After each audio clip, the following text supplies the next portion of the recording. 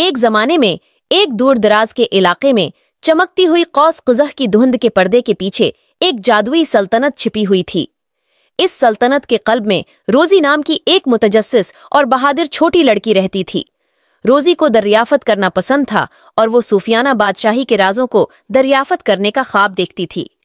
ایک دن گزرتے ہوئے روزی ایک ایسے پوشیدہ راستے سے ٹھوکر کھا گئی جسے اس نے پہلے کبھی نہیں دیکھا تھا۔ راستہ چمکدار پتھروں سے جڑا ہوا تھا اور ایک شاندار سنہری دروازے کی طرف لے جاتا تھا جس میں ایک چمکدار کی ہول ایک مسکراتے ہوئے سورج کی شکل میں تھا۔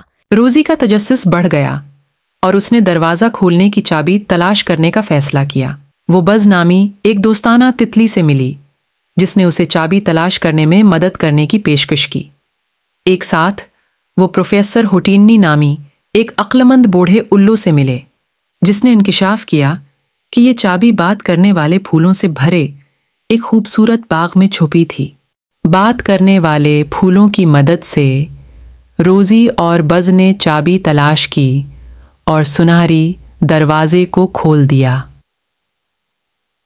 اندر انہوں نے چمکتے ہوئے خزانوں سے بھرا ہوا ایک کمرہ دریافت کیا اور ایک جادوئی کتاب جو ان کے ہاتھوں میں آئی۔ اس کتاب میں سلطنت کی تاریخ اور اس کے جادو کے راز کی کہانی بیان کی گئی ہے۔ روزی اور بز کو معلوم ہوا کہ بادشاہی کا جادو رحمدلی، دوستی اور اس کے باشندوں کے تخیل سے ہوا ہے۔